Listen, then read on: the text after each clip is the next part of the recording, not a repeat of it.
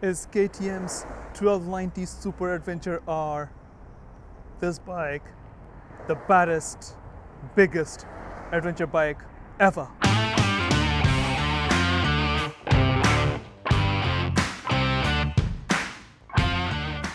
When KTM names something super, it is going to be a super serious bike. What we have here is the Super Adventure R 1290 2022.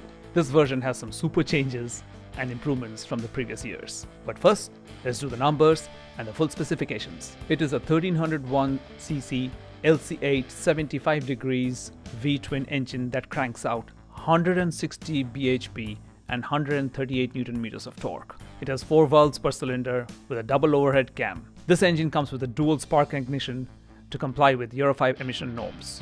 The pistons come with a new graphite coating on the skirts, also to improve efficiency. Other changes being the radiator, which is a 2-piece unit for better cooling. The exhaust has a new header with more sensors to comply again with emission norms. The airbox is different to allow the dust and sand to settle at the bottom instead of getting into the slats of the filter, designed for the hardcore adventure rider. This is a bike that comes with total ride-by-wire system, which is cable-free to give better response and feedback to the rider's wrist movements. As far as handling goes, the frame has been redesigned on the 2022 Super Adventure R. It's a brand new chrome molybdenum stainless steel trellis frame, which is shorter than the previous version, with the steering head which has been moved back and the engine has been slung at a different angle. The swing arm has also been made longer. The KTM of course comes with the amazing WP suspension. In this case, it's the Explorer forks. This bike has independent, fully adjustable front forks with inverted and open cartridge. Front fork travel is 22 centimeters. The rear shock is a renowned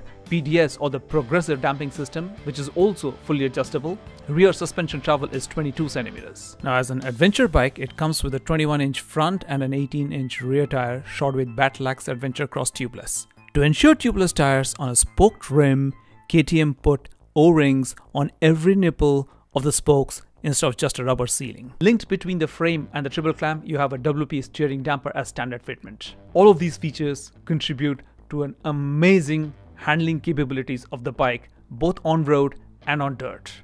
Brembo Brakes with Bosch ABS equipped with cornering ABS and off-road ABS that work to suit the rider on road as well as on dirt.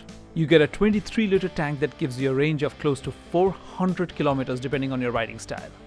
And you get a storage compartment along with a tank with a USB connection. This bike is not designed to stop.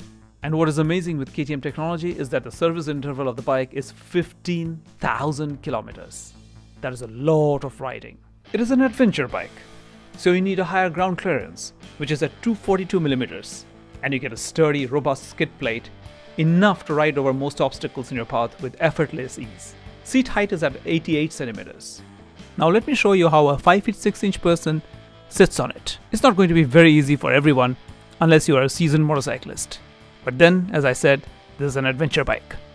It was a tough ask for someone like me to get up and sit on it. I'm 165 centimeters tall. But then again, this is an adventure bike.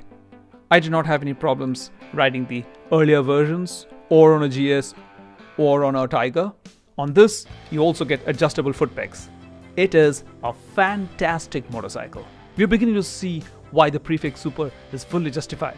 Talking about all the features of this bike, like the modes, sport mode, rain mode, off-road mode, rally mode, which is an optional package, cornering traction control, cornering ABS, off-road ABS, turn-by-turn navigation on the 7-inch scratchless TFT display, the rally pack that you can add on.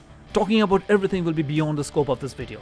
But if you have further questions, feel free to write them in the comment section down below, and I'll be glad to answer them. What adventure bike have you ridden?